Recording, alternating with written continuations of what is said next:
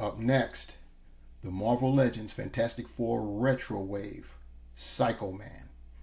Before we do anything else, please like, share, subscribe to my channel. So now let's talk about it.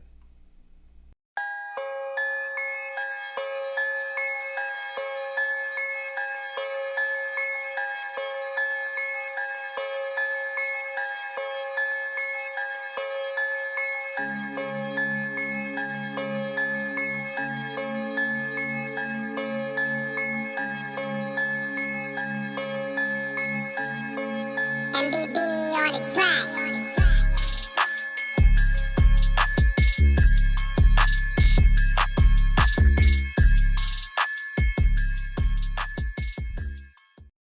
What up, party people in the place?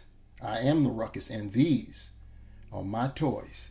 On deck, we have the Marvel Legends Fantastic Four Retro Series Wave, Psychoman. Bringing up the rear, we've gone through the 5 previous figures that are part of this wave.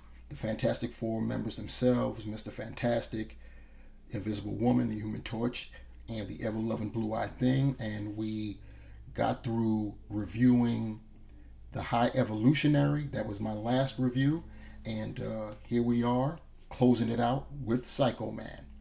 So, as you can see, Psychoman is in the retro style packaging. You've got the Fantastic Four logo at the top, as well as the cartoon illustration based from the 90s cartoon. You've got Psychoman clearly displayed in the clamshell with Psychoman's logo and illustration riding the banner.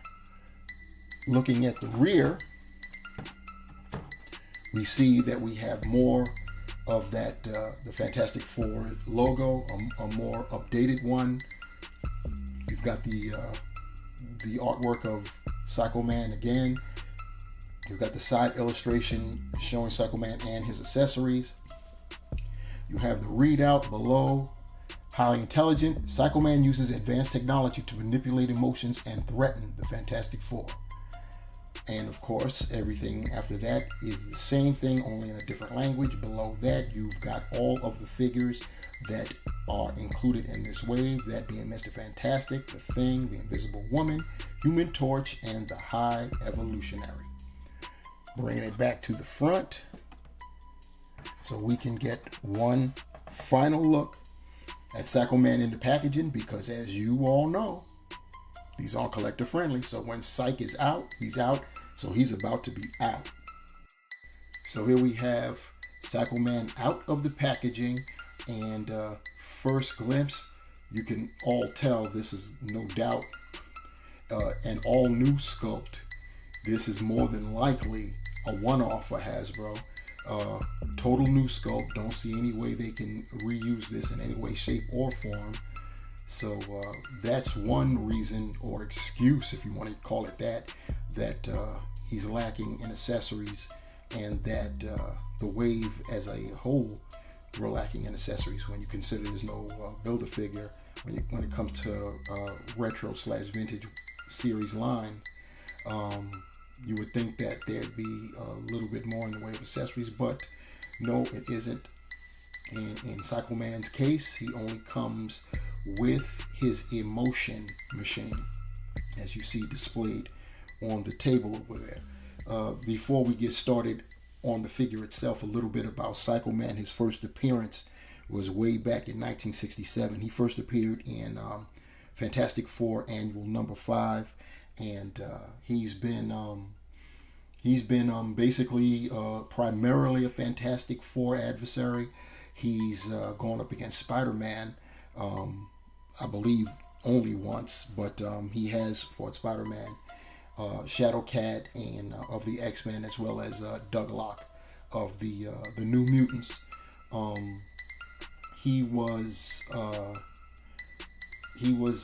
subjected to his own emotion machine by the Invisible Woman. This was shortly after her stint as Malice. She had become mind conditioned, and she was a bad guy for a bit. And in fact, it was then that we were able to see that she was the most powerful member of the Fantastic Four, as she really put it 2 to 3 guys. Of course, they weren't trying to harm her in any way, but you still got to see what she could really do when she decides to be on the offensive. Anyway, speaking of offensive, let's talk about the bad guy, and that being the Psychoman. We're gonna step him up close so we can check him out head to toe.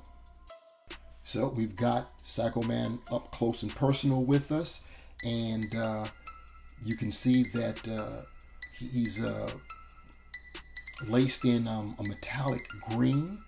His headpiece and his collar are laced in a green. He also has a green symbol or something at the top of his head. You can see that he has green highlights running across his chest. They put some green paint there. That's cool. He's got the metallic green arms for his armor, both sides, and he's got a green belt. And going further down, the bottom of his shirt, or whatever you want to call it, armor, is also perimetered, laced in green. White legs, and the rings on his legs all the way to his feet are green, and it's a pretty unique design. Same thing going on in the back here. That's what you got going on. It's green. His collar extends to his back, so it's green there. So yeah, and one thing you won't have to worry about with this figure is his ability to stand, because he's got some hooves on him. Taking a peek at Psychoman's lone accessory, here is his emotion machine. As you see, the words fear, doubt, and hate, the 3 primary emotions that we all would rather not feel. And other than that, it has no paint deco at all, even though it does have detail in it. And yeah, it's basically, this is all Psychoman comes with. In terms of what else he could have come with, could have come with another set of hands, maybe an additional head sculpt, but this is what we got. It is what it is. Here's Psychoman holding his emotion machine, and quite frankly, he doesn't do much except play with people's emotions. Chances are this pose or something very similar is how anyone and everyone's going to be displaying their Psychoman. Looking at Psychoman's articulation, his head is on the way it's rotating here, I have to assume it's on a dumbbell joint.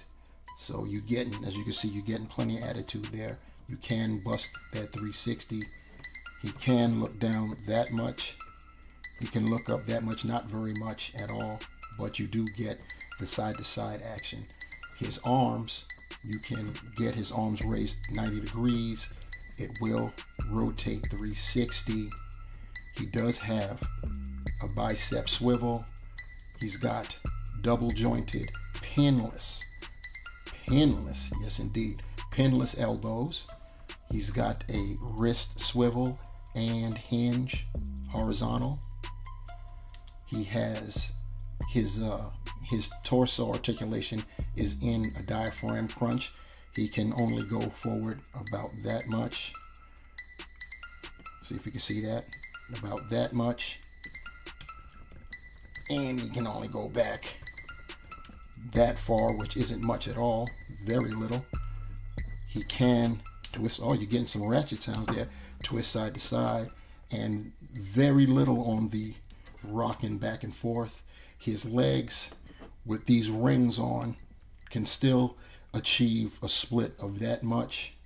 He can get his legs not that far, about that much, and about that back that much. You can get him to move at his thigh cut, but because of the rings, it's a little bit troublesome, but it can be done. He's got pinless double jointed knees. Once again, because of the rings, it's a little problematic. He has, at his feet, he can point his toe that much, up that much, and he does have ankle pivot and holes on the bottom of his big ass feet. Getting a measurement of Psychoman, he stands at right at 6 inches, which translates to a skosh under 15 centimeters. So, which is pretty accurate because he's not considered to be tall. I believe his stats, he's about 5'9". And since I failed to mention it before when I was giving you a little bit of insight into Psychoman's background, he does come from the microverse. So since he's from another dimension, I decided to display him with a couple other Fantastic Four foes that have something in common, that being from other verses, other dimensions, what have you. You've got on our left Blastar, the living bomb burst, and you have on our right Annihilus, the living death that walks. They both come from the negative zone. So here we have Psychoman with the rest of the wave. We've reviewed all of the figures. Fantastic Four Retro Series wave, top to bottom.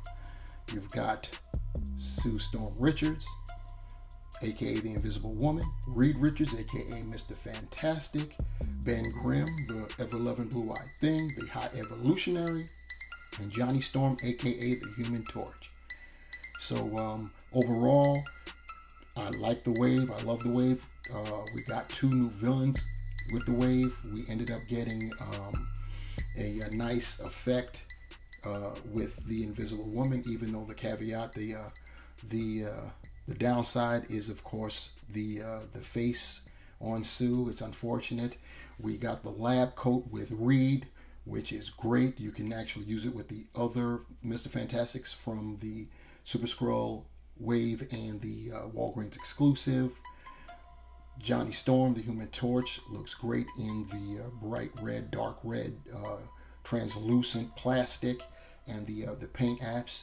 And the Thing with the new head sculpt really does it for me. And of course, the High Evolutionary, another new character to add to the collection, and a villain at that.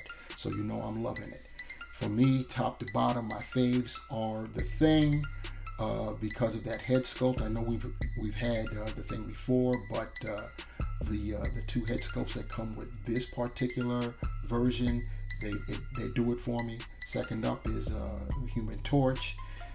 Even though the buck has been used before, it's a great buck. For one, it's not the Bucky cap. You gotta love that, and that translucent red and the line work is just great, and the potential to use it as a stand-in for Jim Hammond, the original Android Human Torch. I know that's going to be on a lot of people's radar. Third after that would be the Psychoman himself. That sculpt is just bananas, even though he doesn't really do much, doesn't need to do much because his abilities are based in emotion. But the look, the design is you can't beat that. Next for me would be the High Evolutionary. That's my bias, Sean villains. You know how we do. Reed with the lab coat.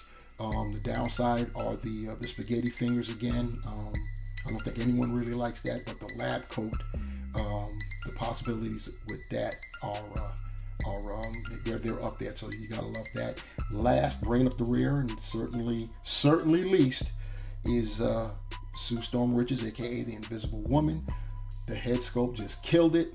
I know what Hasbro was trying to do. They just couldn't pull it off. But it is what it is. That's the Fantastic Four Retro Series wave, and complete top to bottom, just like this review is complete top to bottom, end to end. Thank you guys for rocking with me. Please remember to like, share, and subscribe, and smash that bell so you can be notified when I upload another video. Until the next time, my peeps, remember, The hunt continues. And I'm out. Peace.